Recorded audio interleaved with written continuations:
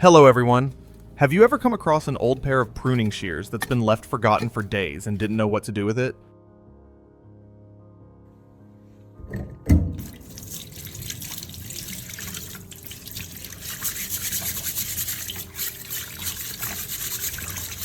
Today, I'll show you how to bring a rusty, worn-out pruning shear back to life and sharpen it to a razor-sharp edge using just a few simple steps.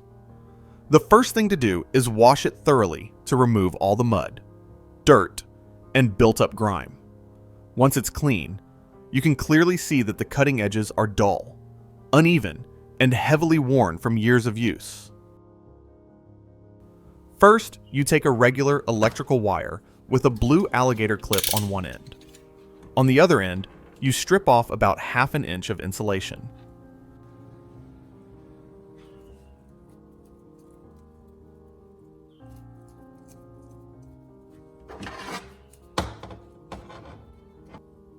Wrap that bare wire tightly around the metal part of the pruning shear so you get solid metal contact.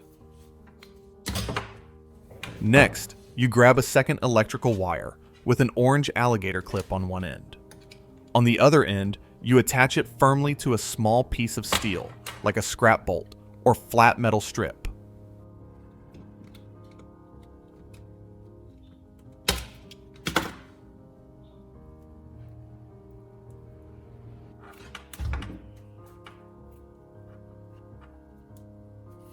Make sure the connection is tight and clean.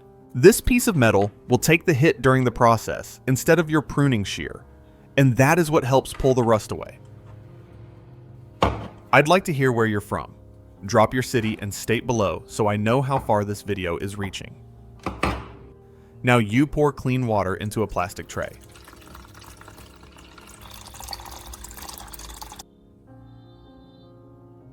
Add regular table salt and stir until it fully dissolves.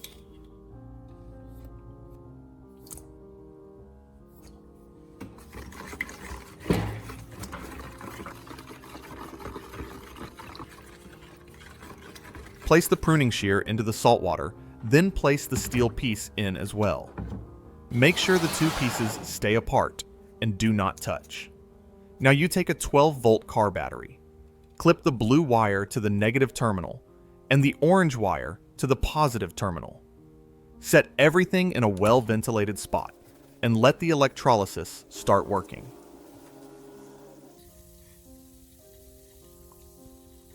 Next, you take a short piece of rubber hose and cut it to about 2 inches long.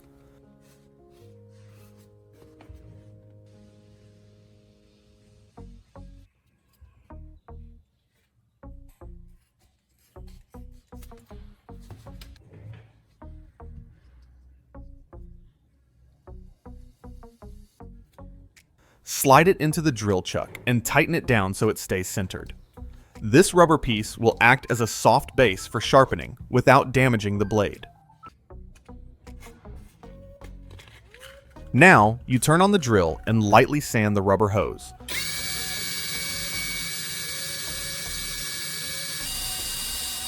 So the surface is smooth and even. This helps the sandpaper stick better.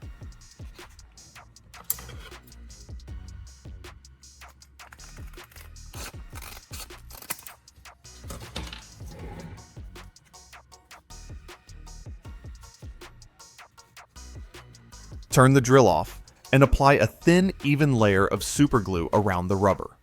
Wrap the sandpaper around it and press it down firmly with your fingers.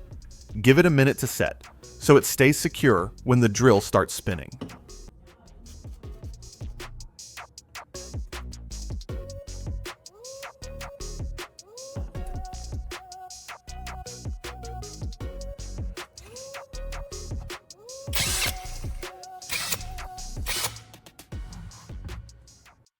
Now, grab a regular AA battery.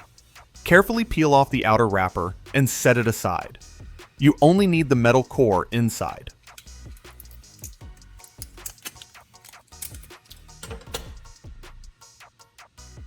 Place that metal piece into the drill chuck and tighten it so it spins straight.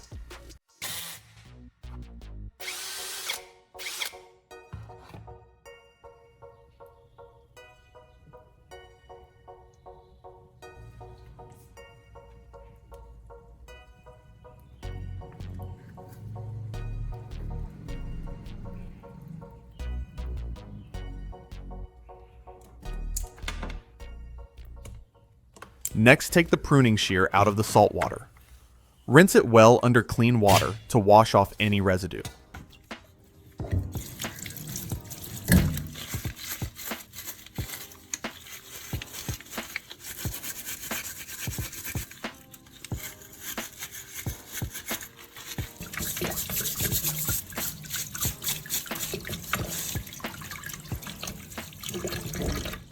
Wipe it dry with a towel so you can clearly see the blade surface before moving on. Now, you take the pruning shear apart so you can work on each piece.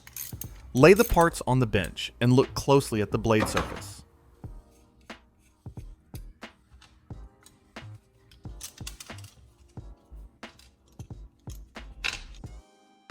Use sandpaper to rub away any remaining rust dirt or rough spots.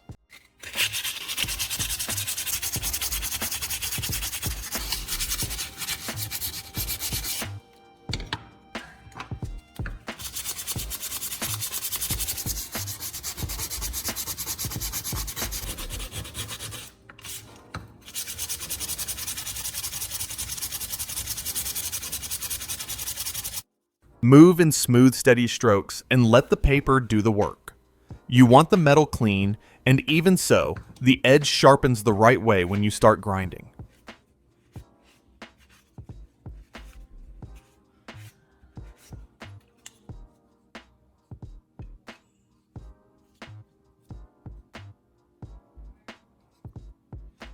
Use a plastic zip tie to hold the drill trigger so it runs steadily. Bring the blade to the spinning sandpaper and sharpen it lightly without forcing it.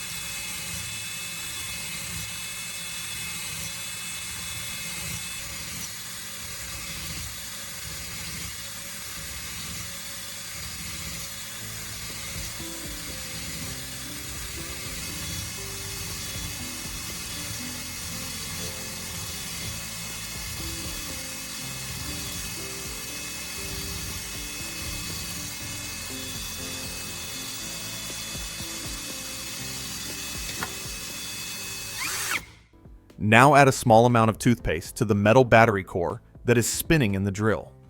This works as a mild polishing compound that helps smooth the edge.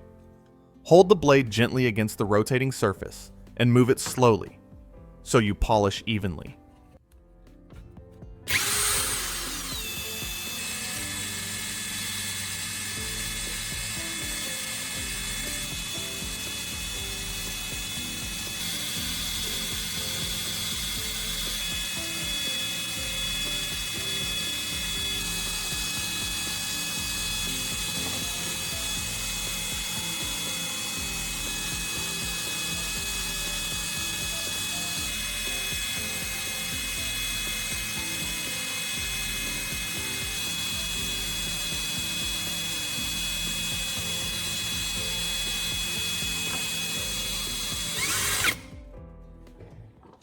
Do not press hard.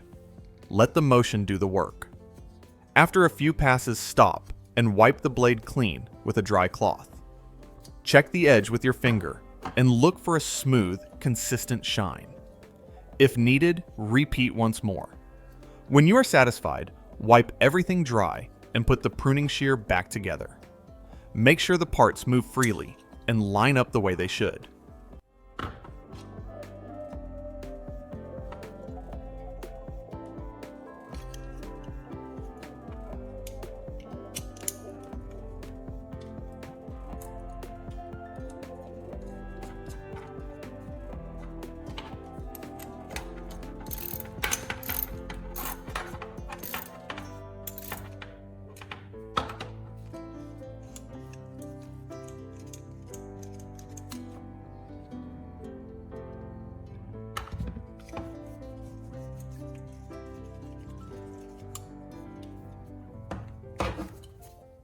Now, the pruning shear is sharp again. You can cut paper clean and trim a branch with almost no effort. This is the kind of simple fix that saves money and keeps your tools working for years. If you found this useful, hit the like button and subscribe for more practical DIY tips you can use at home. Let me know in the comments what tool you want to fix next.